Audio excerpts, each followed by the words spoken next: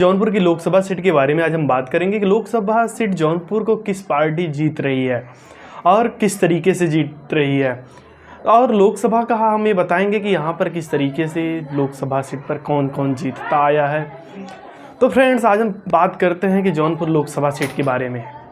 तो मित्रों, जैसा कि आप सभी लोग जानते हैं कि जौनपुर लोकसभा सीट जो है भारत के प्रधानमंत्री और नरेंद्र मोदी जी की सटी हुई सीट है, बनारस से सटी हुई सीट, वाराणसी जो लोकसभा सीट है इंडिया के प्राइम मिनिस्टर नरेंद्र मोदी की, जहां से वो लोकसभा के सांसद हैं, लोकसभा के सदस्य जिस सीट से हैं, वो सीट जौनपुर की सीट, दोनों सीट एक दूसरे की एकदम सटी हुई सीटें हैं, जिला भी एक दूसरे से सटा हुआ जिला है। तो आज हम बात करेंगे कि क्या प्रभाव पड़ता है नरेंद्र मोदी का वाराणसी से चुनाव लड़ने पर जौनपुर की सीट पर, या फिर कुछ भी प्रभाव नहीं पड़ता है। और फ्रेंड्स, सपा मुखिया अखिलेश यादव इससे पहले जिस लोकसभा सीट से चुनाव लड़ते थे आजमगढ़, वो भी जो है जौनपुर सीट से, और आजमगढ़ भी एक पूरा सटा हुआ ज़िला है। अब बगल में अखिलेश यादव समाजवादी पार्टी, और जो है बगल में जो है नरेंद्र मोदी जी और उनकी पार्टी बीजेपी पार्टी। तो क्या हो सकता है कि अब की बार पलड़ा किसका भारी होगा और कौन जौनपुर का समर जीत सकता है। तो फ्रेंड्स, आपको बता दें कि यहाँ पर पहले बसपा 2008 की जब इलेक्शन हुआ था, उस समय धनंजय सिंह यहाँ से चुनाव जीते थे, और उसके बाद जो है यहाँ से 2014 में इलेक्शन हुआ, जिस समय मोदी की लहर आई थी, तो मोदी लहर में केपी सिंह ने चुनाव लड़ा और यहाँ से जीत दर्ज किया। बीजेपी फिर आ गई, बीजेपी आई 2014 में, बीजेपी आ गई, उस समय नरेंद्र मोदी की सरकार बनी।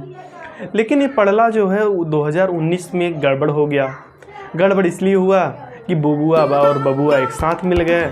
बबुआ का मतलब अखिलेश यादव, जो यूपी के पूर्व चीफ मिनिस्टर हैं, और बहन मायावती जी, जिनको बहन मायावती जी के नाम से जाना जाता है, वो भी यूपी के पूर्व चीफ मिनिस्टर हैं।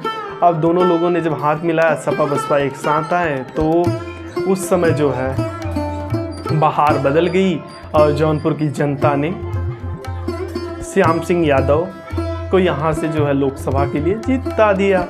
अब श्याम सिंह यादव लोकसभा के सदस्य बने जौनपुर के। अब देखना दिलचस्प ये हो जाता है कि 2024 का समर कौन जीत रहा है, और 2024 के समर में कौन व्यक्ति यहाँ से इलेक्शन जीत रहा है और किस पार्टी को ज़्यादा बहुमत मिल रहा है।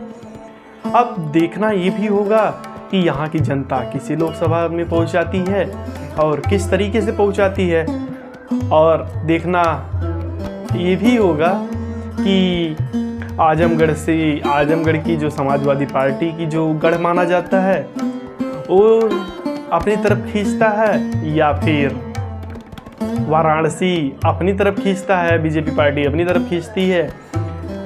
अब इस बार के इलेक्शन में एक और फैक्टर आ गया, धनंजय सिंह फैक्टर।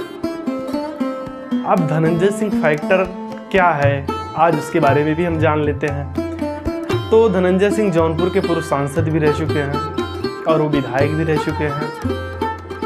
सांसद धनंजय सिंह जो है पूर्व सांसद हैं, और वो एक लोकप्रिय नेता हैं, जनप्रिय नेता हैं, और जौनपुर ज़िले में उनकी काफ़ी चलती भी है। लोगों में उनकी जान पहचान और लोकप्रिय होने के साथ साथ वो लोगों की मदद भी करते हैं, ऐसा जौनपुर की जनता मानती है। अब देखना ये होगा कि क्या धनंजय सिंह को तो जेल हो गई है, उन्हें 7 साल की सज़ा हो गई है।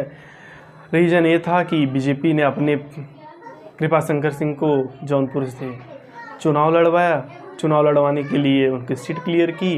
इधर धनंजय सिंह ने ऐलान किया कि जौनपुर जीतेगा धनंजय। तीसरे दिन क्या होता है कि पुलिस आती है और उनका एक पुराना मामला जो कोर्ट में चल रहा था, उसमें उनको 7 साल की सज़ा हो जाती है। अब जब 7 साल की सज़ा धनंजय सिंह को होती है, तो धनंजय सिंह अब इलेक्शन नहीं लड़ सकते 7 साल की सज़ा।